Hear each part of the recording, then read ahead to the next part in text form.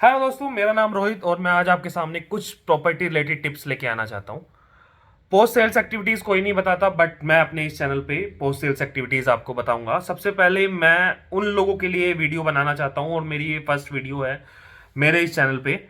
आप मेरी शक्ल पे मत जाइए, कैप लगाया हुआ है, सर्दी हो रही है, काफ़ी ज़्यादा सर्दी। तो बट मैं स्टार्ट करना चाहता हूँ ग्रुप हाउसिंग प्रोजेक्ट से। ग्रुप हाउसिंग प्रोजेक्ट्स में नोएडा में बहुत सारे ऐसे बिल्डर्स हैं जो रजिस्ट्री नहीं करा पा रहे हैं, क्योंकि वजह एक ही है, उन लोगों ने नोएडा अथॉरिटी के ड्यूज क्लियर नहीं किए। और मैं ये गारंटी से कह सकता हूं, और ये सारे प्रोजेक्ट्स हैं 2010 के। सारी लैंड वही है जो 2010 में अलॉट हुई थी नोएडा अथॉरिटी से एंड ग्रेटर नोएडा अथॉरिटी से। ये सारी लैंड वही है और वही डिस्प्यूटेड लैंड्स है। जिन बिल्डर्स ने पोजीशन दे दिया है अपना, बट रजिस्ट्री नहीं करा पा रहे हैं, तो बायर्स के पास क्या राइट है? बायर्स कैसे समझे कि ये लीगल पोजीशन है? तो मैं आपके लिए कुछ टिप्स लेके आना चाहता हूँ। नोएडा अथॉरिटी ने एक रूल निकाला था, agreement to sale, agreement to sublease. Noida authority में एग्रीमेंट टू सबलीज बोला जाता है। एग्रीमेंट टू सेल और sale deed are different thing, वो मैं बाद की वीडियोस में लेके आऊंगा, बट मैं इस तरीके की वीडियोस आपके लिए बनाता रहूंगा। इनिशियल में लेके आता हूं मैं एग्रीमेंट टू सबलीज, जो कि उन प्रोजेक्ट्स में हो सकता है और आपके पास एक लीगल एविडेंस हो सकता है अपने फ्लैट का। आपने जो चाबी ली है उसमें आपका रजिस्ट्रार एक गवाह के रूप में पेश होता है। आपको मैं बता देता हूं कैसे। Agreement to sublease, Noida authority नहीं आने वाली है आपके यहाँ पे अभी साइन करने के लिए एग्रीमेंट, एग्रीमेंट टू सबलीज। क्यों? क्योंकि नोएडा अथॉरिटी का ड्यू क्लियर नहीं हुआ है, बिल्डर ने पैसा नहीं दिया है अभी उसका, अभी बिल्डर के ऊपर बकाया बचा हुआ है, इसीलिए नोएडा अथॉरिटी रजिस्ट्री नहीं करा रही है। बट आप करा सकते हैं बिल्डर से, आप बिल्डर को चेज कीजिए एग्रीमेंट टू सेल करने के लिए, एग्रीमेंट टू सेल, सॉरी बोल दिया, agreement to sale, agreement to sublease कराने के लिए। एग्रीमेंट टू सबलीज में आपको कराना क्या है? कुछ नहीं करना, बिल्डर को आना है रजिस्ट्रार ऑफिस में, अपने सिग्नेचर करने हैं, आपको जाना है, आपको सिग्नेचर करने हैं और वो डॉक्यूमेंट हो जाएगा रजिस्टर्ड एज अ सब रजिस्ट्रार ऑफिस में। केवल करना क्या है, 5% स्टैंप ड्यूटी परचेज करनी है और 1% की रजिस्ट्रेशन फीस आपको देनी है, जो कि देनी है रजिस्ट्रार ऑफिस में। वैल्यूएशन कैसे करते हैं? वैल्यूएशन बड़ा इजी है, मैं आपको बता देता हूं। आपके एग्रीमेंट टू सेल, जो आपका agreement to sublease, agreement to sale जो बना होगा, आपके बिल्डर बायर एग्रीमेंट में मेंशन होगी आपकी प्रॉपर्टी की टोटल कॉस्ट विदाउट जीएसटी। कुछ चार्जेस होते हैं उन पे नहीं जाता है, विदाउट जीएसटी जो कॉस्टिंग है उस पे सिंपल सी कैलकुलेशन है, 5% स्टैंप ड्यूटी जाएगी, जो कि जाएगी रेवेन्यू डिपार्टमेंट को। 5% स्टैंप ड्यूटी स्टॉक होल्डिंग से आप परचेज कर सकते हैं और बिल्डर भी आपकी हेल्प कर सकता है स्टॉक होल्डिंग को पेमेंट करने के लिए। 5% की स्टैंप ड्यूटी परचेज कीजिए, स्टैंप पेपर आपके पास आएगा, स्टैंप पेपर को रजिस्टर्ड कराइए नोएडा रजिस्ट्रार ऑफिस में। करेक्ट?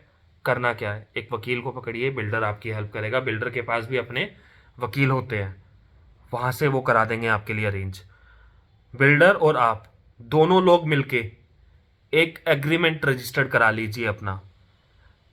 जो आप स्टैम्प पेपर लेंगे उसे आप देख सकते हैं, वो लॉक भी हो जाता है आफ्टर रजिस्ट्री।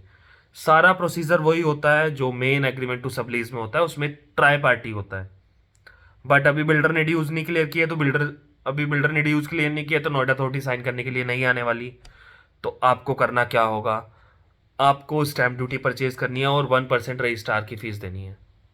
आपका एग्रीमेंट टू सबलीज रजिस्टर्ड हो जाएगा नोएडा सब रजिस्ट्रार ऑफिस में, और इट्स अ लीगल पोजीशन, वो लीगल एंटिटी है और आपके पास आपकी प्रॉपर्टी के डॉक्यूमेंट्स आ जाएंगे। तो दोस्तों मैं आपको यही कहना चाहूंगा, जिन लोगों का क्लियर पोजीशन नहीं मिला है, जिन बिल्डर्स ने क्लियर पोजीशन नहीं किया है, आप एग्रीमेंट टू सबलीज करा लीजिए बिल्डर और अपने बीच में, बिल्डर और बायर के बीच में। केवल 1% की स्टैंप ड्यूटी आपको एक्स्ट्रा पे करनी पड़ेगी, जब बिल्डर ड्यूज क्लियर कर देगा उस टाइम पे वही एग्रीमेंट टू सबलीज आपका वैलिड होगा। उसके ऊपर 1% की रजिस्ट्रेशन फीस दोबारा से एक्स्ट्रा जाएगी और आपका जो स्टैंप पेपर आपने परचेज किया था वही दोबारा यूज हो जाएगा। आपको दोबारा से स्टैंप ड्यूटी परचेज करने की जरूरत नहीं है। तो यही मैं एक इंपॉर्टेंट अपडेट आप लोगों के लिए लेके आया था। तो शायद ये YouTube पे कोई नहीं दिखाने वाला। पोस्ट सेल्स एक्टिविटीज में सभी बायर्स परेशान हैं, उन लोगों की रजिस्ट्री नहीं हो रही है, बट वो अपने फ्लैट पे रह रहे हैं काफी टाइम से, 2 साल से, 3 साल से, 4 साल से। काफी सारे प्रोजेक्ट्स हैं, काफी सारे बिल्डर्स हैं जो क्लियर पोजीशन नहीं दे रहे हैं नोएडा अथॉरिटी से, नोएडा में एंड ग्रेटर नोएडा में भी काफी सारे बिल्डर्स हैं। मेजरली 70% बिल्डर्स है, और जिन लोगों पे वो सभी वो बिल्डर्स है और वो लैंड्स है, वो डिस्प्यूटेड लैंड्स है जो 2010 का पोजीशन मिला था बिल्डर को। तो अभी क्या करना है आपको? अभी आपने बिल्डर से बोलना है कि मेरा एग्रीमेंट टू सबलीज कराइए बिल्डर और बायर के बीच में। मुझे नोएडा अथॉरिटी से कोई मतलब नहीं है, आप जाइए स्टैंप ड्यूटी परचेज कीजिए। स्टैंप ड्यूटी परचेज आपने कर ही ली होगी, बिल्डर ने तभी आपको पोजीशन दिया होगा।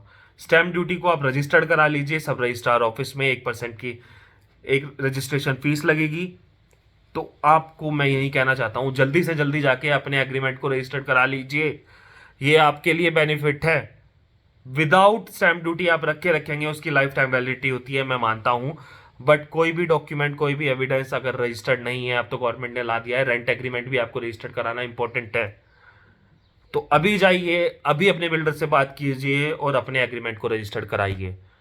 थैंक यू दोस्तों, ऐसी ही अपडेट मैं लेके आता रहूँगा अपने इस चैनल पे, और आप बने रहिएगा, इस चैनल को लाइक सब्सक्राइब कीजिएगा। आपको डेली एवरी वीक आपको नई अपडेट मिलती रहेगी बिल्डर्स लॉबी के बीच की बातें, जो कोई नहीं बताता आपको, मैं आपके सामने रिवील करूंगा इस चैनल पे।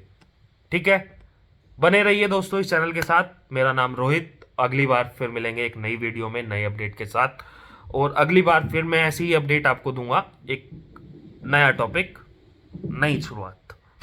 Thank you.